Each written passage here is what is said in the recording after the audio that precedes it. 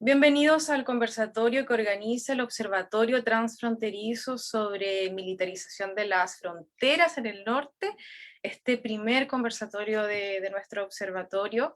Primero que todo queremos saludar a quienes integran la cooperativa Pacheta, a Rodrigo Arancibia, abogado, especialista en derechos humanos y pueblos indígenas, a Bárbara Quinaya, dirigente y activista indígena con estudios en sociología y especialización en derechos humanos y pueblos indígenas, a Dimelia Moscoso, dirigente y activista indígena, además psicóloga y magíster en relaciones internacionales y estudios transfronterizos de nuestro instituto, a Carlos Piñones, académico de la Universidad de Tarapacá, psicólogo y doctor en antropología médica, especialista también en salud de los pueblos indígenas e intercultural. A Gonzalo Álvarez, director del Observatorio Transfronterizo e investigador del INTE. Les damos la más cordial bienvenida a este, como dije anteriormente, primer conversatorio de nuestro Observatorio Transfronterizo. Bueno, queremos contarles a quienes nos están viendo a través de nuestras plataformas digitales que el actual gobierno ha promovido una serie de políticas y normativas que buscan ampliar el rol de las Fuerzas Armadas en tareas de orden interno, entre ellas el Plan Frontera Norte y el Decreto 265.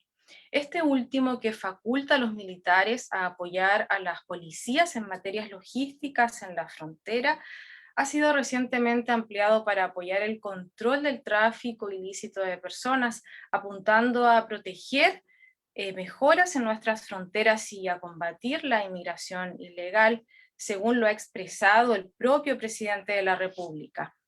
En ese contexto, esta pregunta va para todos nuestros invitados. ¿Cómo observan ustedes este fenómeno?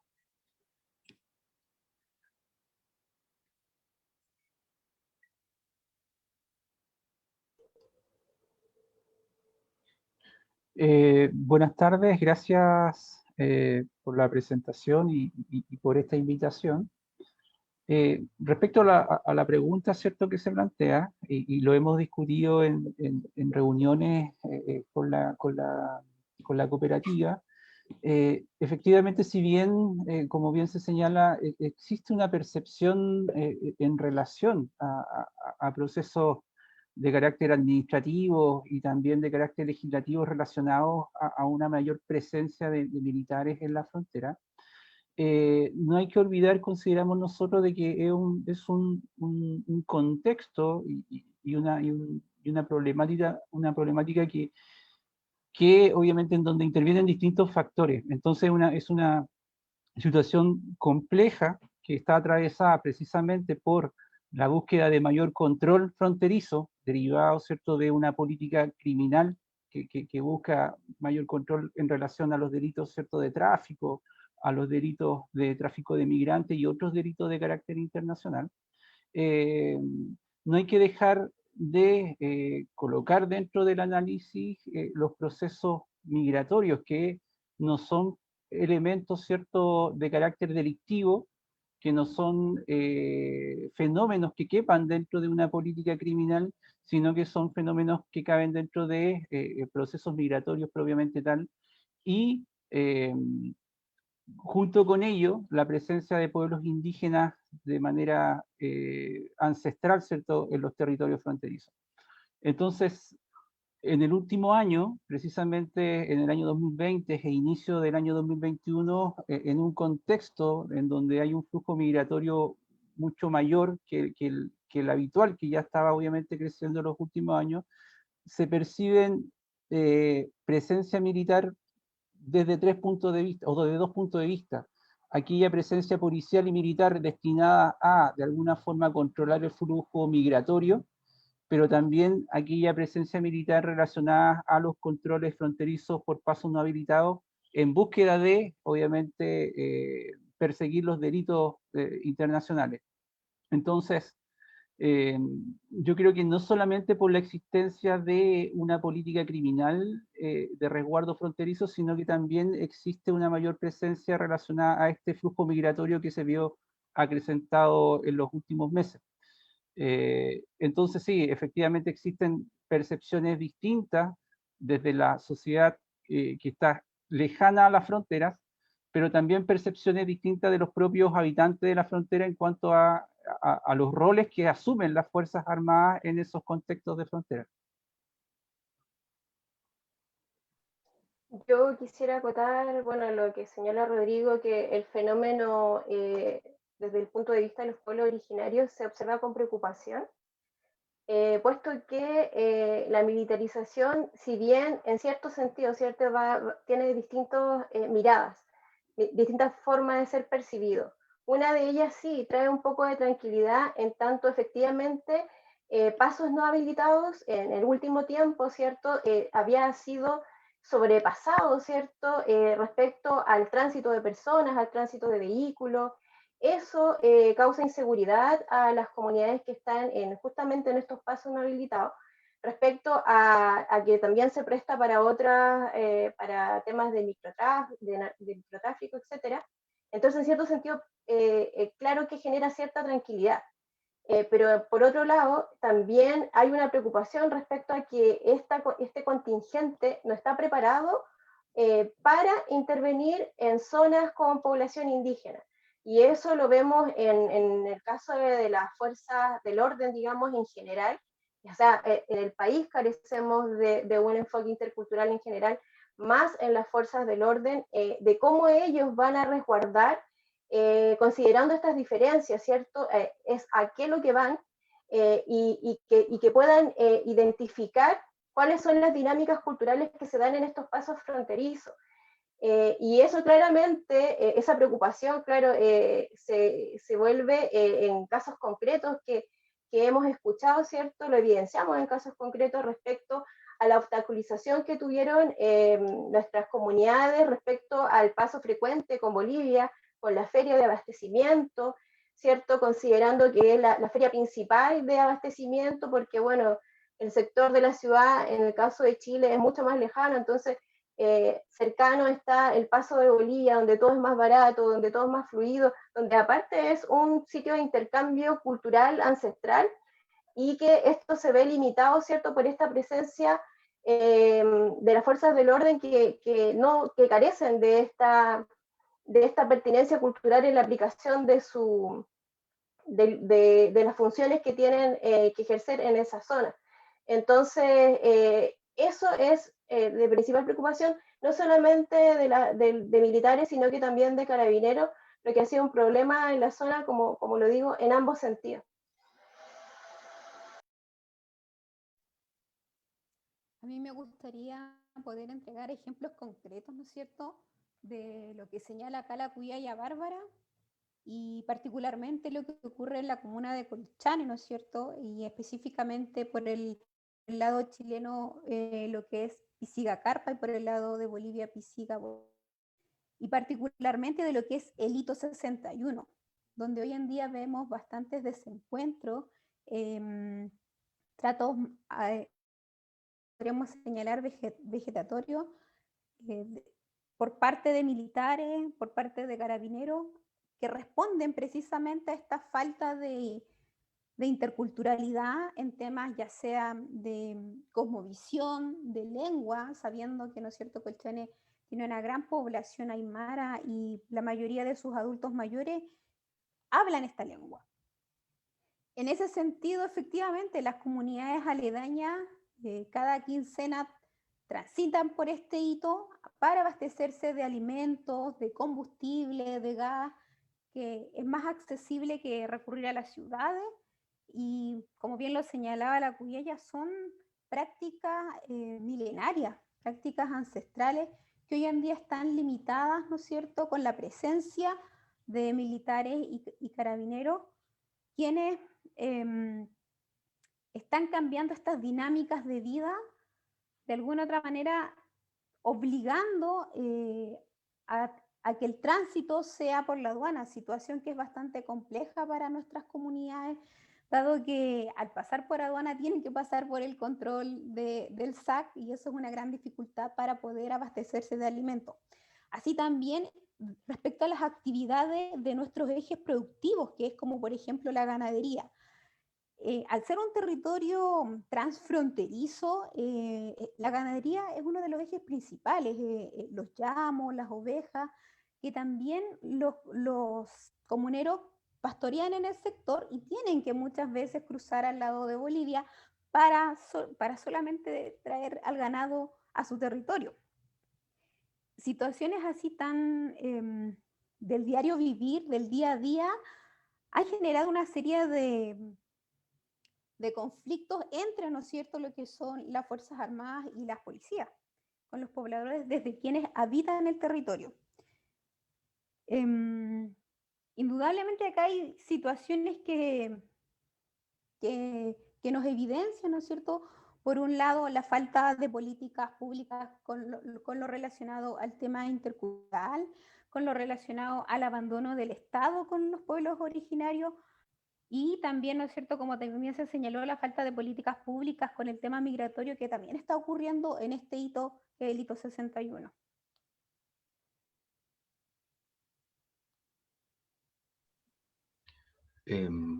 Perfecto, bueno, gracias por las intervenciones. No sé si Carlos quiere añadir algo, que se integró, ya lo presentaron en todo caso, pero se integró recién. Va adelante. Bueno, yo para profundizar un poco en en la pregunta, ¿cierto? Y en sus intervenciones, bueno, en general el fenómeno de la militarización no es solamente en el norte de Chile, sino que es un fenómeno recurrente hace décadas ya en América Latina. Y en otros países, bueno, en otras fronteras, ¿cierto?, de la región y espacios fronterizos, regiones transfronterizas, es bastante evidente, bastante fuerte en la Amazonía, ¿cierto?, para qué decir en México, Centroamérica, etcétera. Llama la atención en este caso que en el caso de Chile, ¿cierto?, si bien había sido un fenómeno que existía, no era tan evidente como ha sido en los últimos años, y ha existido, tiendo a pensar yo, que ha existido una política sistemática desde el gobierno 1 de Piñera, ¿cierto?, en adelante, a establecer ciertos planes fronterizos, ¿cierto?, basados en la seguridad o con el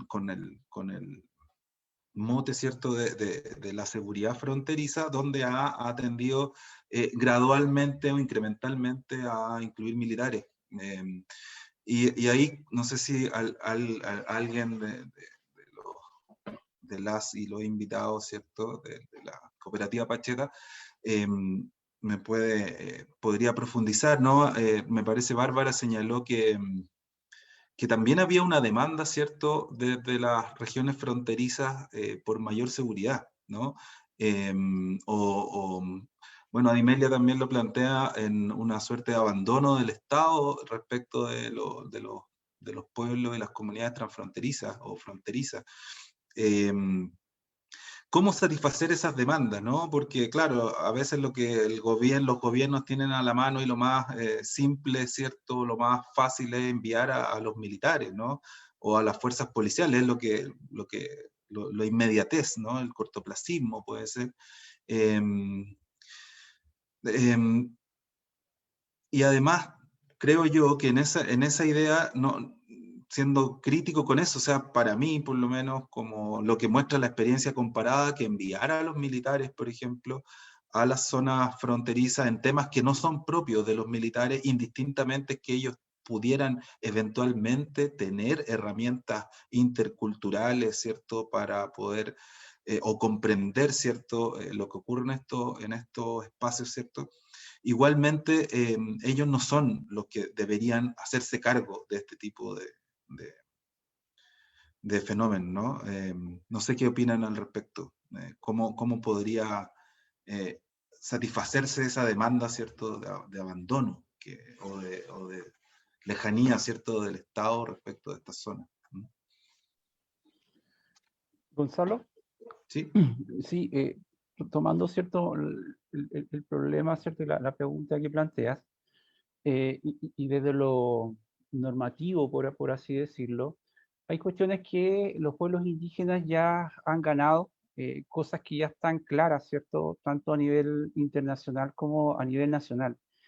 Y en primer lugar, a uno le queda la sensación de que las medidas que son tomadas desde el centro, obviamente sin la pertinencia adecuada. A uno nos queda la sensación de que desde el centro se piensa que estos son lugares inhóspitos, despoblados, ¿cierto?, alejados de cualquier tipo de civilización.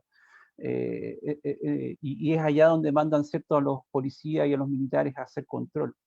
Desconociendo, ¿cierto?, lo que ya nosotros sabemos y está bastante registrado, de que se tiende a invisibilizar la presencia de pueblos indígenas y sus derechos territoriales. Y lo importante cuando se habla de derechos territoriales y de derechos de pueblos indígenas está la concepción de la preexistencia. Y desde la preexistencia de los pueblos indígenas derivan un montón de derechos, como los derechos al territorio, a la autodeterminación y, en fin, un montón de otros derechos. Entonces, al aplicar políticas o normativas que estén destinadas a emplazarse en territorios indígenas, precisamente lo que establece la normativa para poder dar cabida a las necesidades de los pueblos indígenas es que se hagan con la participación de los pueblos indígenas. Y el problema que observamos, y que lo plantea Dimelia, o que lo puede plantear Bárbara desde las prácticas concretas in situ, ¿cierto?, es que estas políticas chocan, en definitiva, porque no logran enmarcarse y dar cabida a las prácticas culturales de los pueblos originarios que han desarrollado ahí desde forma inmemorial. Entonces, los convenios internacionales que están ratificados por Chile precisamente establecen el principio de participación como un principio básico para poder evitar impactos no deseados.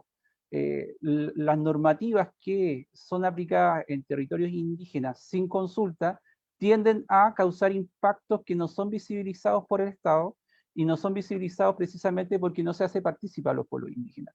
Entonces yo creo que un elemento principal y básico para cualquier medida política, decreto o reglamento o lo que sea, es que se haga con la participación en respeto, ¿cierto?, de los derechos que tienen los pueblos indígenas a ejercer su autodeterminación en los territorios. Eso como un elemento desde lo genérico, ¿cierto? No sé si es que Bárbara o Adimelia quieran complementar con algo desde lo que está sucediendo directamente ahí en el territorio.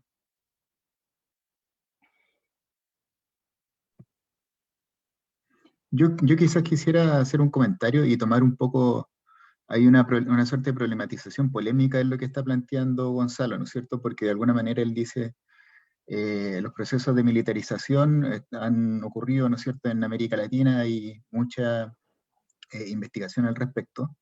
Y de alguna manera quizás la respuesta no está en que la militarización sea intercultural, ¿no es cierto?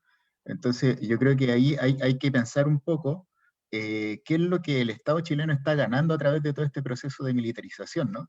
Y se pueden apuntar a muchos aspectos, pero creo que un aspecto importante es cuando uno lo aborda desde el punto de vista simbólico, ¿no es cierto? Y desde el punto de vista simbólico, por un lado, hay una afirmación de la soberanía, ¿no es cierto? En términos, sobre todo en los cuales hay la clase política, ¿no es cierto? El gobierno está viviendo una crisis, ¿no es cierto?, indudable a la luz de los hechos, ¿no es cierto?, que todos conocemos.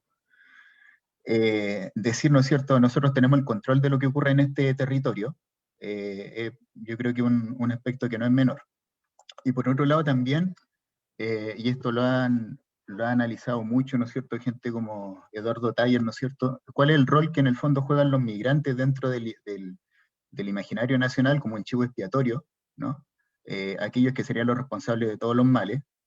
Y en ese sentido también, al decir, mira, la magnitud del problema es tal que tenemos que militarizar, ¿no?, está de alguna manera queriendo subrayar que la causa está ahí, ¿no? Y que la causa tiene que ser intervenida de una manera enérgica.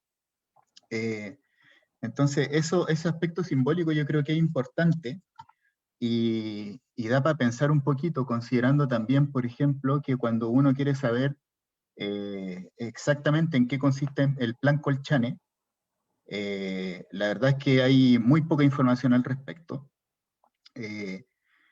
Parece más como una cuestión mediática más que otra cosa en algunas ocasiones, ¿no? Y de hecho hay un dato que nos acaba de entregar la doctora Romina Ramos. Bueno, ella hará pública esta información, ¿no es cierto?, con más detalle, en fin, y presentará los documentos necesarios. Pero bueno, ella hizo una solicitud a través de la Ley de Transparencia respecto al Plan Colchane, y al parecer no existe tal plan, ¿no? Así como hace poco se denunció que no existe la mesa COVID. En el caso del plan Colchane, al parecer no hay documentación, una normativa, ¿no es cierto?, reglamentos que efectivamente especifiquen en qué consiste dicho plan. Al parecer es como una instancia en la cual distintos actores del Estado, ¿no es cierto?, participan, pero no hay claramente una normativa al respecto. Entonces, bueno, eso quería contribuir un poco a la importancia de lo simbólico y cómo, al parecer, detrás de esta militarización muchas veces no hay un sustento más allá, ¿no?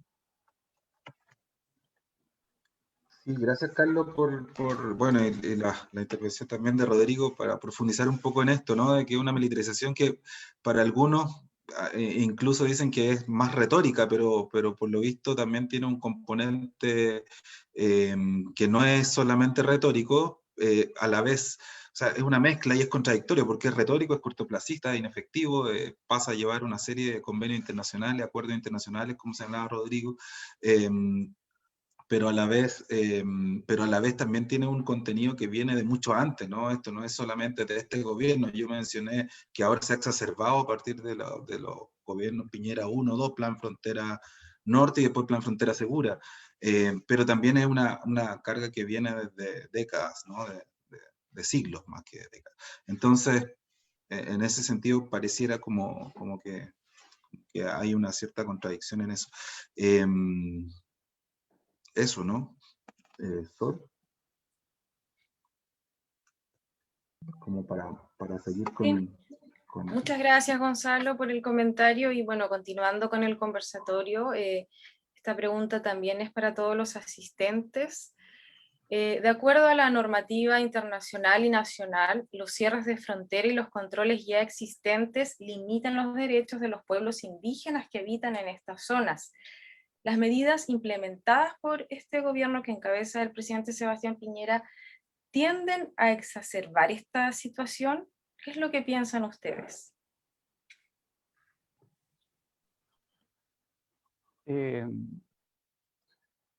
Respecto, obviamente, y se relaciona a lo que estábamos conversando recién, ¿cierto? Pero acá hay normativa bastante específica.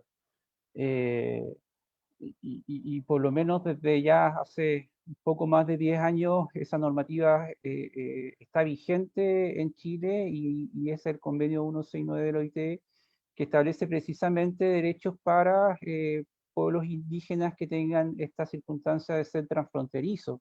Y se establece una obligación de los estados de facilitar los contactos transfronterizos, precisamente basado en el principio de la integridad cultural.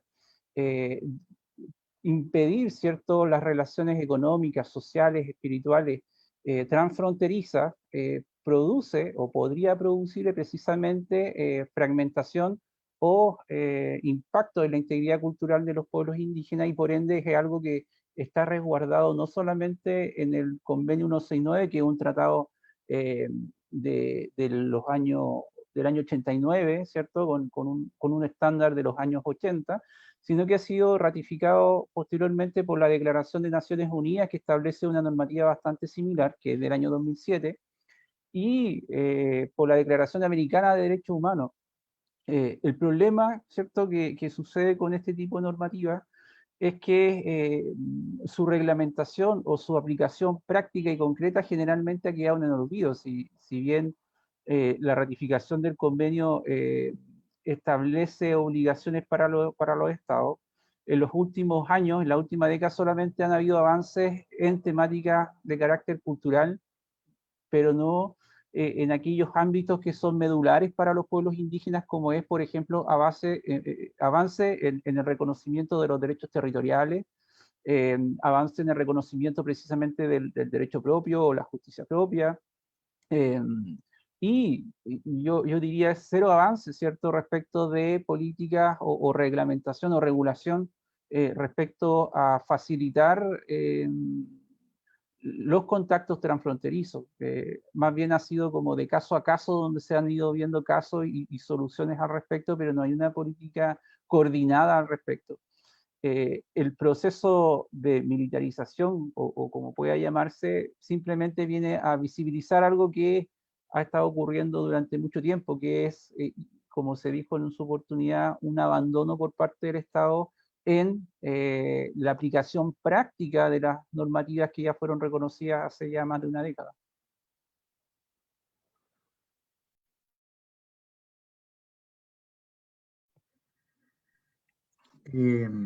Quizás también comentar un poquito en la misma línea, ¿no es cierto?, respecto a la vulneración de derechos. Esto claramente adquiere matices muy, muy concretos, ¿no?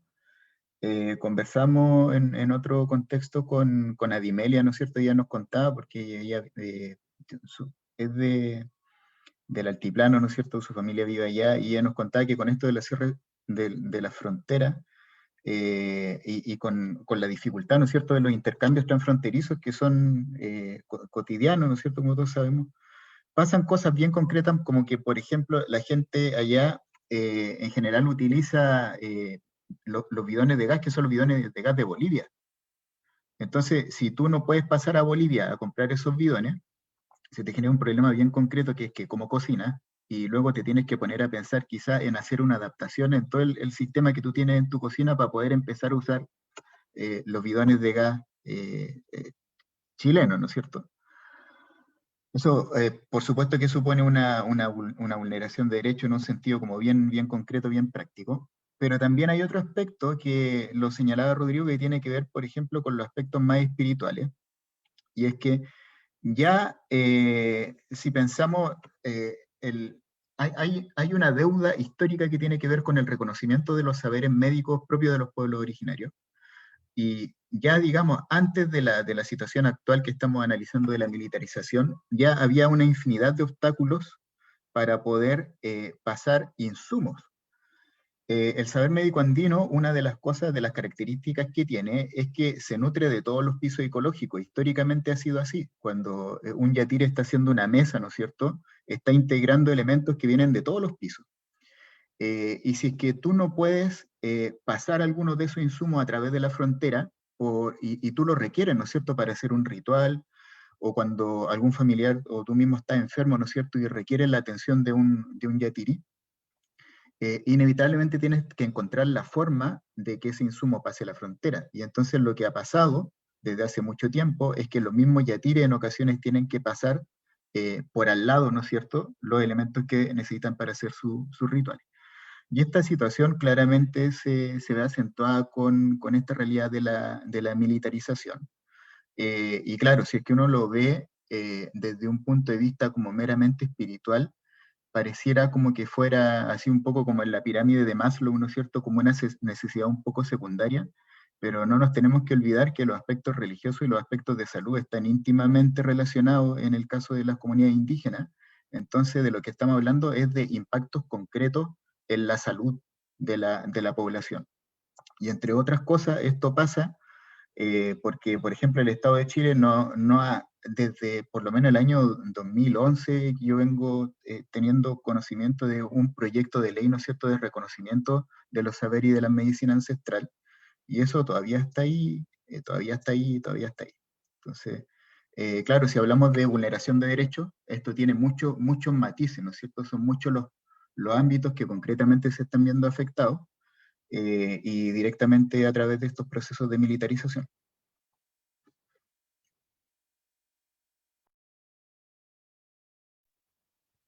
No sé si alguien más quiere dar alguna opinión. ¿A Imelia, Bárbara? ¿No? ¿Sí? ¿Bárbara? Bueno, ¿sí? Sí. Solo comentar que tú lo mencionaste, ¿cierto? Si es que en el caso del gobierno de Piñera esto se ha visto más acentuado. Bueno, nosotros hemos visto obviamente diferencias entre los distintos gobiernos, y obviamente en el gobierno de Piñera nosotros le llamamos a procesos de resistencia cuando estamos en el gobierno de Piñera, porque sí existe un poquito más de avance en gobiernos de concertación, por ejemplo, pero aún así los obstáculos en ambos casos no hemos avanzado en materia de derechos humanos. Acá hay un tema relevante que es el tema del territorio, que lo mencionó Rodrigo, y la participación, ¿cierto? Cuando hablamos del establecimiento de políticas, sobre todo para una zona como el altiplano, una zona fronteriza, lo que se está pasando por alto y de ambos gobiernos es que hoy día los pueblos originarios tienen una demanda histórica que tiene que ver con la reivindicación territorial. Y esa reivindicación territorial traspasa fronteras. Y esa reivindicación territorial habla de una reivindicación de las naciones originarias. En ese proceso nosotros estamos como pueblos originarios y estamos, digamos, hablando en palabras que el Estado no entiende, digamos. Y que, bueno, más que no entiende, estamos sumamente claros que aquí hay un conflicto de interés crucial respecto a que hay una imposibilidad, ¿cierto?, de que el Estado reconozca territorios para los pueblos originarios, puesto que hay conflicto de intereses respecto de los recursos. ¿Ya? Entonces, al no reconocerse estos derechos que los pueblos vienen tratando de reivindicar por tantos años, se desconoce entonces la dinámica territorial que tienen los pueblos del altiplano, ¿cierto? Donde el territorio va más allá de esta frontera que es para el Estado chileno, pero no para los pueblos originarios que están unidos y que a pesar de que existe esta frontera estatal, las relaciones siguen. Los límites, que no son límites, sino que son uniones entre distintas comunidades, son uniones ancestrales, se siguen respetando de esa forma. Los límites son distintos, no son una línea fija en un mapa como en el caso occidental, sino que aquí hay sitios geográficos amplios que unen más que dividen, ¿cierto? Que unen, que esta laguna o este río o este bofedal une a esta comunidad con esta otra. Este es el punto donde se encuentran. Entonces, si ustedes, bueno, lo que nosotros hemos dicho del Estado es la forma en el lenguaje, ¿cierto? En los significados, estamos hablando de cosas distintas. Cuando se habla de frontera y cuando nosotros hablamos de lugares donde se unen nuestras comunidades. Cuando se desconoce entonces y se deja de lado esta reivindicación territorial, el Estado deja fuera, ¿cierto?, toda esta dinámica territorial. Entonces aplica medidas en torno a esta, digamos, a este control que en cierto sentido todavía quiere tener el Estado chileno con los pueblos originarios. Creo que sí se ha intentado avanzar en gobiernos, en algunos gobiernos que se han realizado consultas indígenas en distintas materias. Sin embargo, en el gobierno de Piñera no hemos dado cuenta que nada se consulta, ¿ya? A diferencia de otros gobiernos, independiente de que las consultas hayan sido malas, ¿ya? Han habido intenciones, se ha tratado de hacer, a pesar que no ha cumplido con los estándares. Pero en el gobierno de Piñera no se han hecho las consultas indígenas, se han hecho modificaciones a la ley medioambiental, biodiversidad, respecto del agua, una serie de normativas que en otro gobierno pienso que al menos se habría hecho el esfuerzo de consultar, aunque no se haya hecho bien. Y claro, y esto es peor aún, puesto que en el caso del gobierno de Piñera se vulnera constantemente el derecho a la consulta indígena. Y una clara muestra de ello es lo que pasó con el proyecto de ley de escaños reservados, que eso es una vulneración gigantesca a nuestros derechos, ¿cierto? Donde claramente los pueblos originarios tenían que haber participado en un tema tan importante como decidir cómo como pueblos originarios queremos ser representados y cómo queremos participar en la creación de una nueva constitución. Esto reviste una vulneración, digamos, nos lleva un retroceso desde la ratificación del convenio 169, ¿cierto?, de un avance de más de 10 años, ¿cierto? La ley de escaños reservados nos lleva a un retroceso de esos 10 años respecto a todos los años que nos han consultado medidas como esta. Entonces, yo creo que eso es para hacer como una comparación, ¿cierto?, en que sí, nos ha costado en todos los gobiernos, pero efectivamente en el gobierno de Piñera ha sido terrible.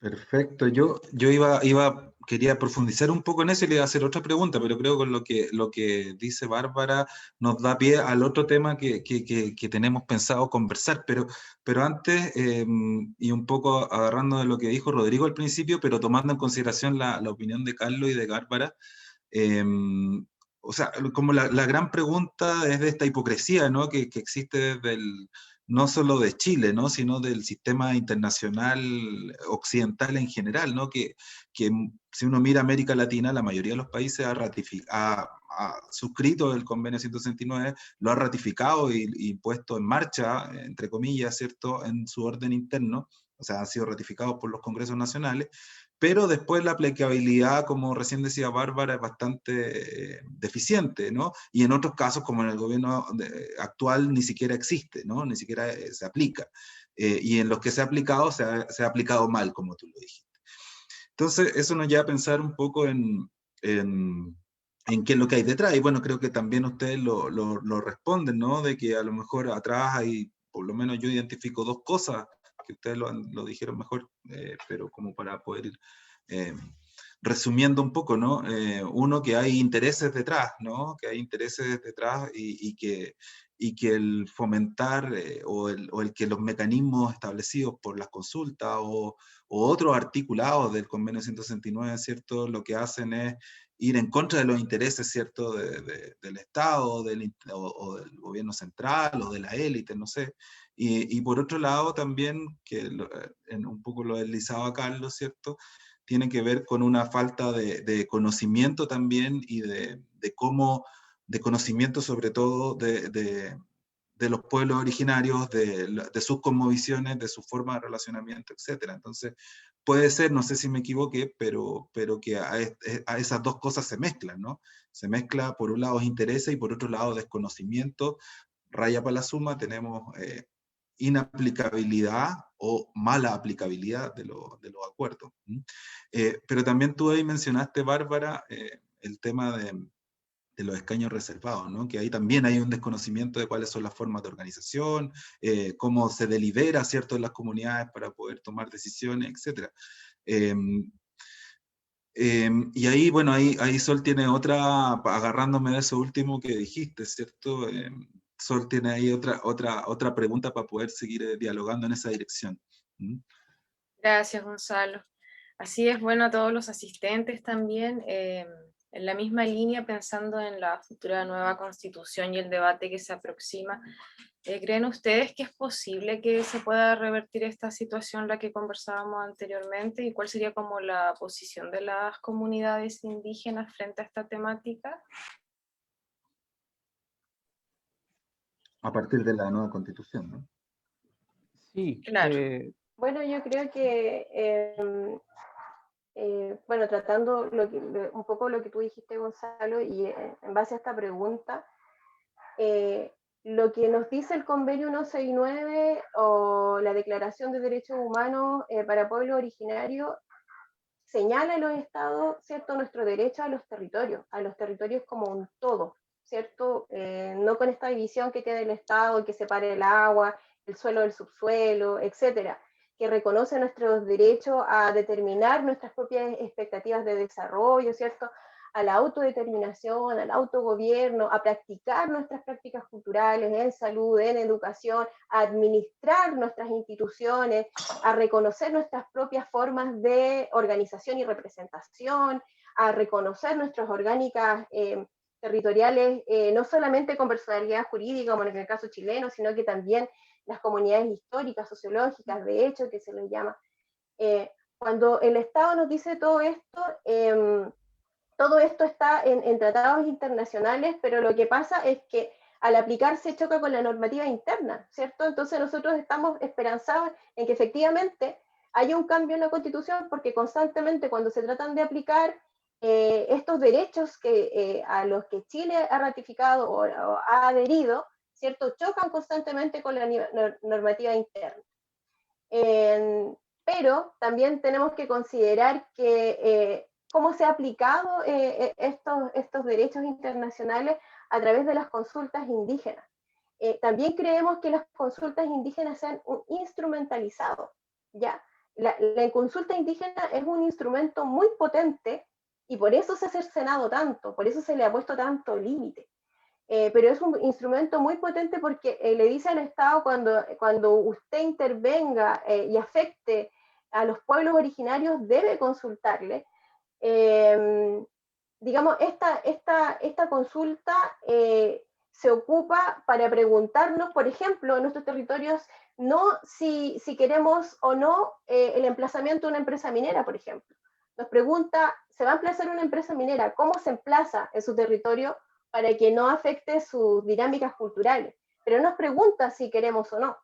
Entonces, la idea es que las consultas indígenas no se otorgue como un instrumento, que no se ocupe como un instrumento que diga el Estado, bueno, efectivamente estamos haciendo participar a los pueblos y estamos cumpliendo con eso, pero el tema es cómo.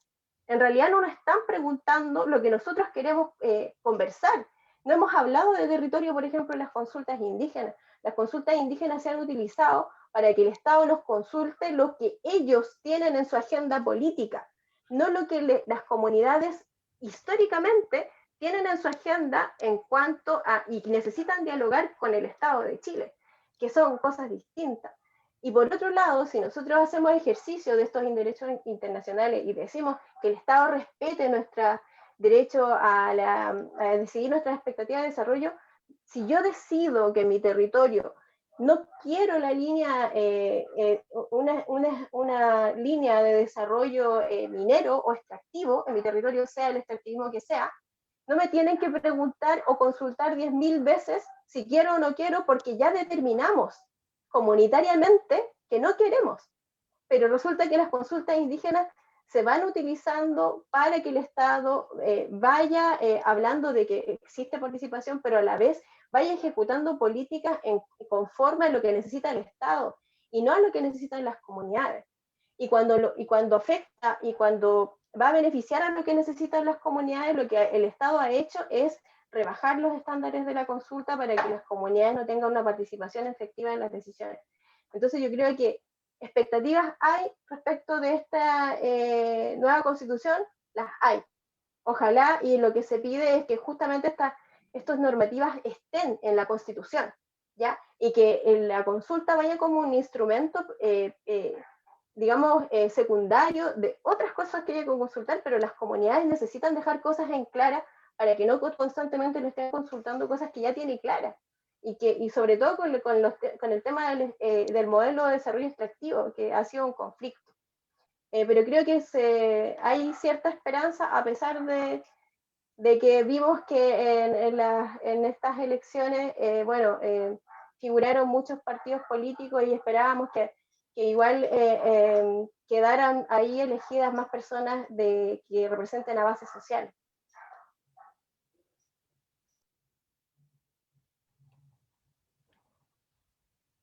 ¿Sí?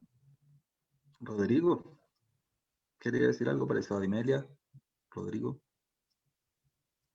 ¿Rodrigo? Ya. Bueno,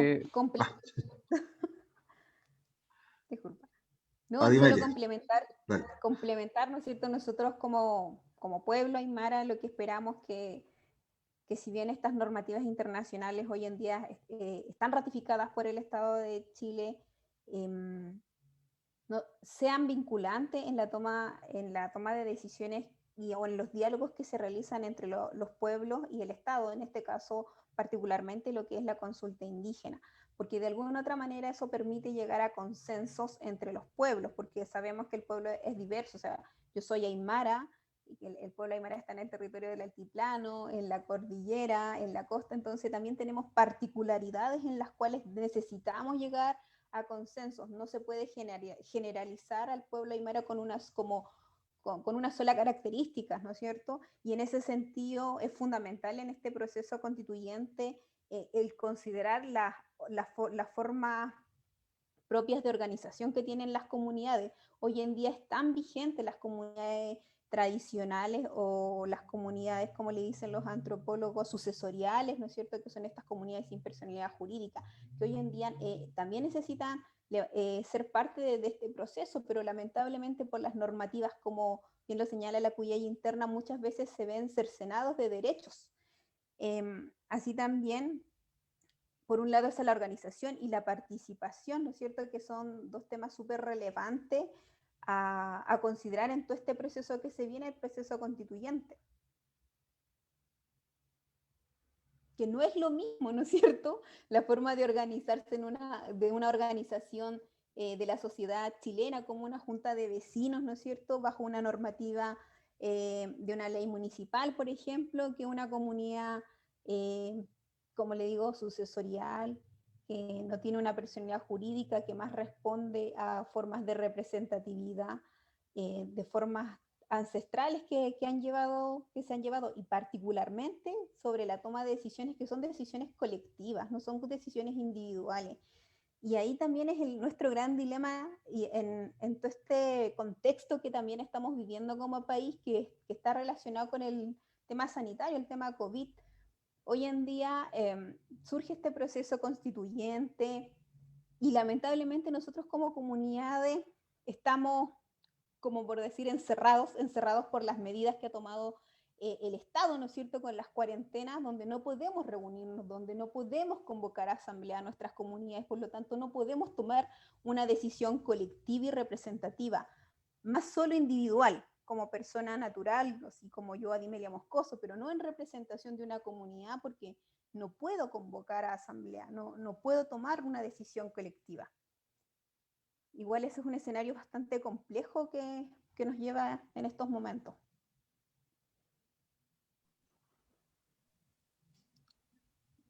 ¿Gonzalo? Rodrigo. Sí, dale nomás. Ya.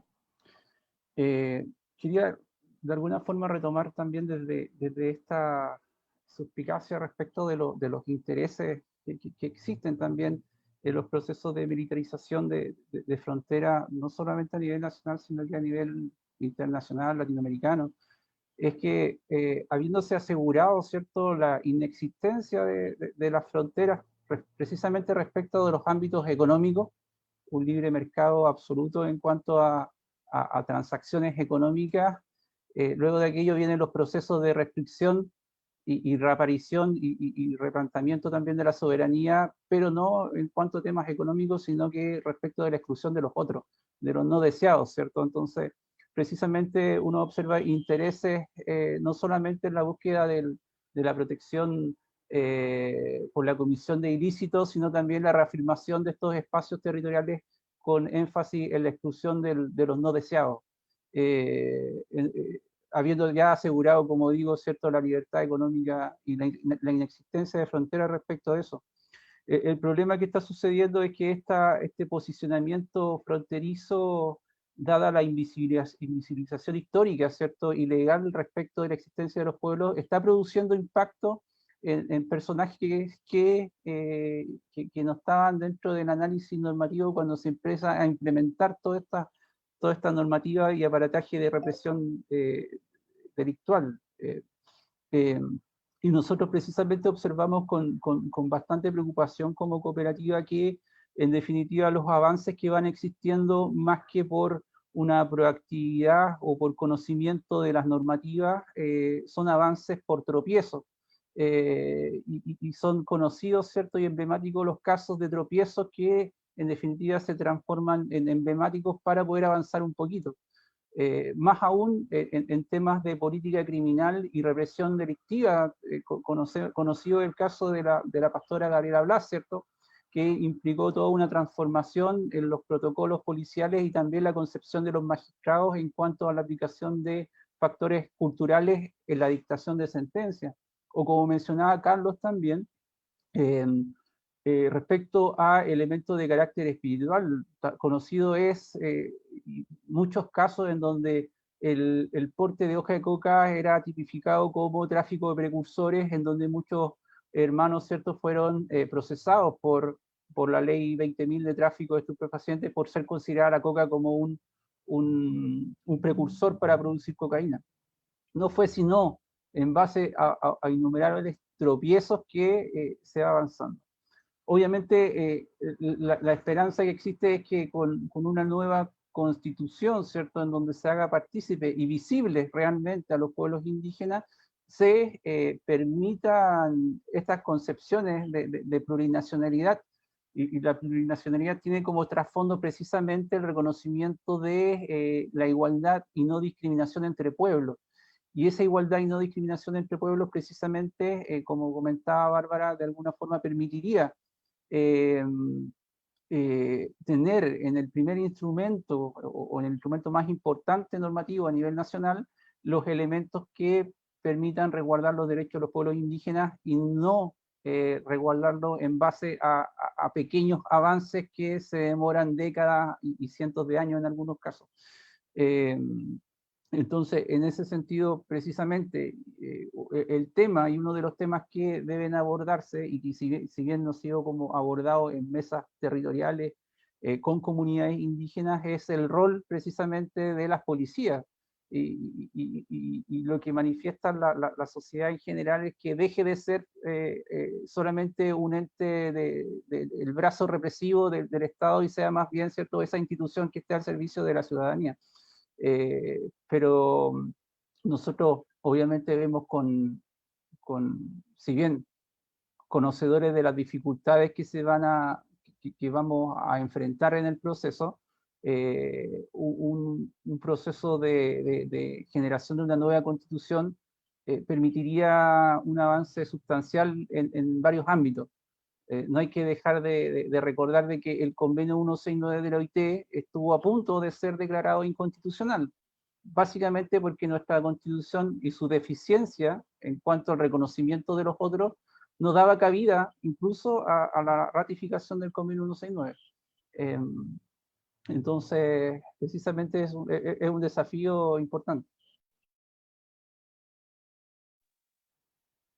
Bien, no sé si alguien quiere agregar algo más sobre el tema constitucional.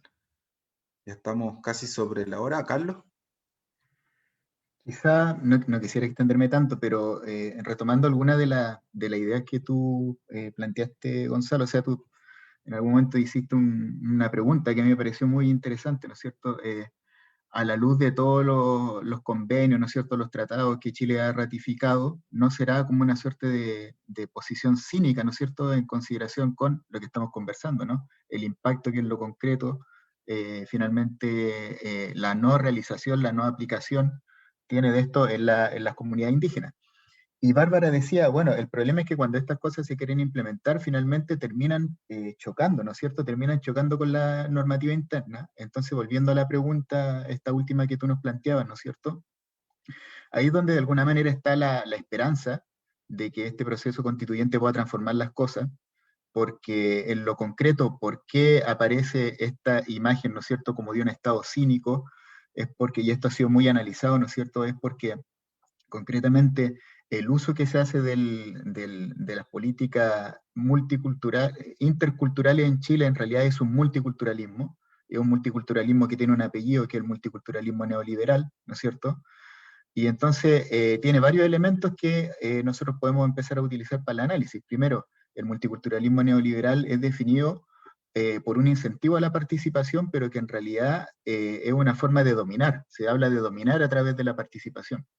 Entonces, ¿en qué medida este proceso constituyente no es una puesta en escena más para lo mismo, ¿no? La misma política de dominar a través de la participación, excluyendo los personajes que son más, y las propuestas, ¿no es cierto?, que son más conflictivas para la lógica del Estado y para este modelo, porque el modelo capitalista, neoliberal, extractivista, como ponía tanto el énfasis Bárbara, ¿no es cierto? Y en qué medida también la discusión va a estar a la altura de comprender que en el caso del pueblo originario, en muchos casos de lo que se está tratando es como en la ciencia social hoy día se habla como de ontologías distintas, ¿no? Entonces, esas ontologías distintas suponen una relación distinta con el espacio, con el territorio, con las entidades que habitan ese territorio, y de alguna manera hay una esperanza si es que se logra tomarle el peso, ¿no es cierto?, a esta diferencia ontológica que también existe. Por supuesto que vamos a estar más cercanos de poder salir de la matriz extractivista que está a la base de muchos de los problemas que estamos aquí debatiendo. Ahora, el escenario no, en otro sentido no se ve tan auspicioso, porque en vez de favorecer, ¿no es cierto?, una participación, digamos, los escaños reservados, ¿no es cierto?, que ya es un cuoteo muy, muy mínimo, ¿no es cierto?, se consiguieron también a base de muchísima lucha de los dirigentes indígenas, no fue una cuestión que está, digamos, inicialmente planteada, y en ese sentido es difícil, ¿no? Va a ser mucho mérito, ¿no es cierto?, de las comunidades y de los dirigentes y de las dirigentes indígenas, por supuesto, cómo esto vaya a terminar resultando.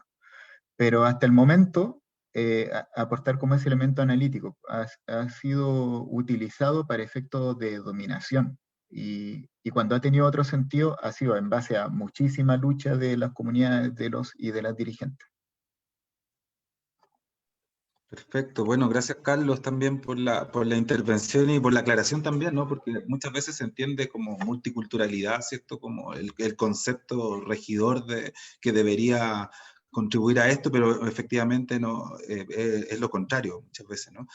Y en ese sentido, bueno, la pregunta era para ustedes, pero en cuanto al optimismo, ¿cierto? O que hayan alguna salida, claramente el escenario es mucho mejor que antes, ¿no? Eso por lo menos no está en discusión. Y la constitución, no la constitución, sino la constitución de fuerzas políticas que se dieron, contra todo pronóstico, ¿cierto? También hablan de una idea de que podría apostarse a algo mucho más allá de esa idea multicultural, neoliberal o extractivista. Yo he escuchado a otros, no es una pregunta, sino como para tratar de redondear un poquito también, he escuchado a algunos representantes, ¿cierto?, electos de escaños reservados y algunos connotados, ¿cierto?, intelectuales del mundo o mapuche, ¿no? Decir que bueno, mejor si se los pregunto, díganme si no, porque como estamos en el tiempo.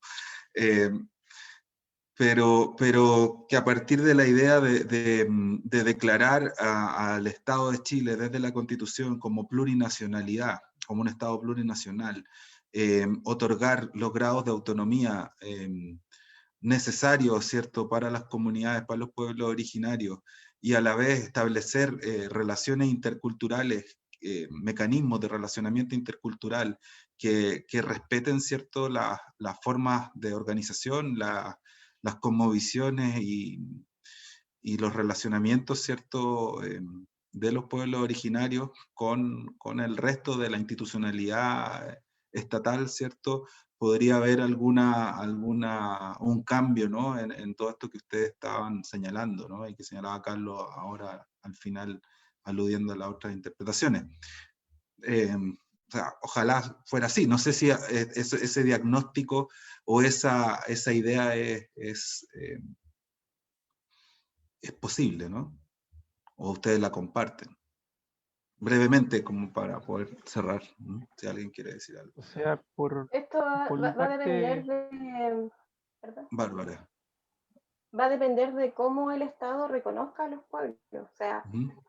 el hecho de que el Estado deje de ser un Estado monocultural, ¿cierto? Y reconozca que existen pueblos originarios preexistentes, y que en base a eso reconozca que entonces tenemos un Estado plurinacional, va a depender a qué le va a llamar plurinacional. Solamente reconocer y a ver que existen pueblos originarios que conviven con el pueblo chileno, o qué otros derechos se van a garantizar a través de esa plurinacionalidad. Y esto lo digo en base a algo muy concreto, que fue la consulta del año 2017, donde el Estado no tuvo problemas en reconocer, en base a el proceso de consulta constituyente indígena, reconocer que es un Estado plurinacional, y reconocer que convive con otras culturas, y reconocer su lengua en esas culturas, y reconocer que tienen derechos a tener su historia, sus prácticas culturales, su artesanía. Pero el gran problema, y como lo dijimos anteriormente, es reconocer que con todos esos derechos y al ser pueblos preexistentes también tienen derechos territoriales. Y ahí el conflicto.